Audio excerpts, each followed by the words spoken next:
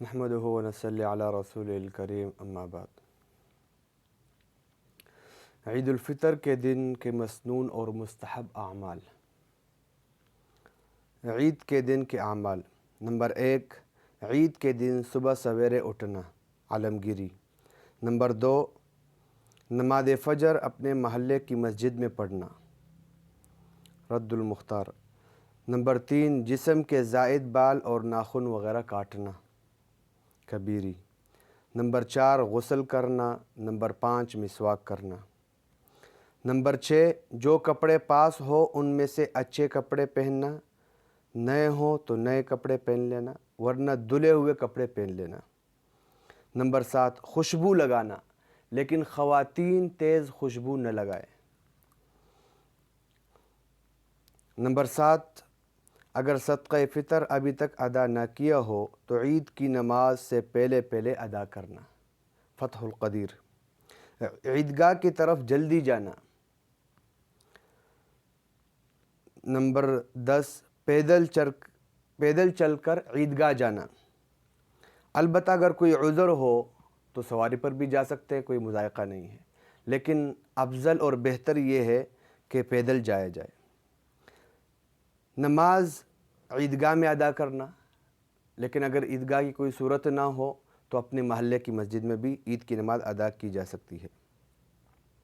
امداد الاحکام: اسی طرح عیدگاہ کی طرف جاتے ہوئے آہستہ آواز میں تکبیرات تشریق کہتے ہوئے جانا اور عیدگاہ پہنچ کر تکبیرات بند کر دینا۔ تکبیرات تشریق یہ ہیں: اللہ اکبر، لا الہ الا اللہ واللہ اکبر وللہ الحمد۔ یہ تکبیرات جو ہے یاد کر لیے جائے۔ اسی طرح عید الفطر کی نماز کے لیے جانے سے پہلے کچھ کھا لینا۔ یہ یاد رہے کہ بعض لوگ اس میں غلط فہمی کے شکار ہو جاتے ہیں، وہ یہ سمجھتے ہیں کہ جس طرح جو ہے عید الاضحیٰ یعنی بڑی عید میں نماز سے پہلے کچھ نہیں کھاتے ہیں، لیکن چھوٹی عید میں اس کا الٹ ہوتا ہے۔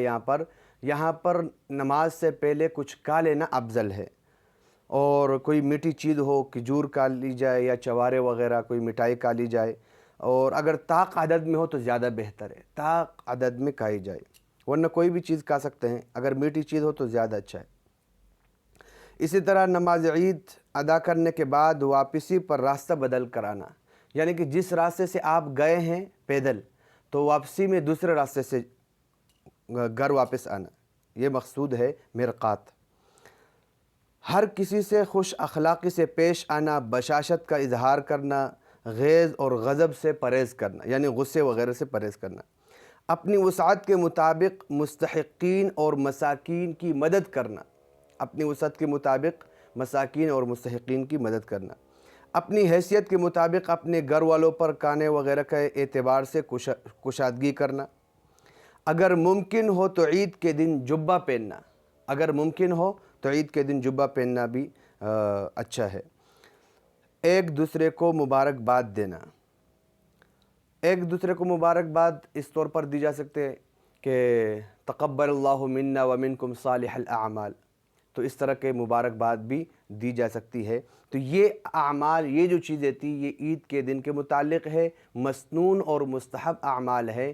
ان پر ہم عمل کریں گے تو ہمیں اجر بھی ملے گا، ثواب بھی ملے گا، اور شریعت کے مطابق بھی عمل ہو جائے گا۔ اللہ تبارک و تعالی ہمیں شریعت کو سمجھنے کی اور اس پر عمل کرنے کی توفیق عطا فرمائے۔ وآخر الدعوانا الحمدللہ رب العالمین۔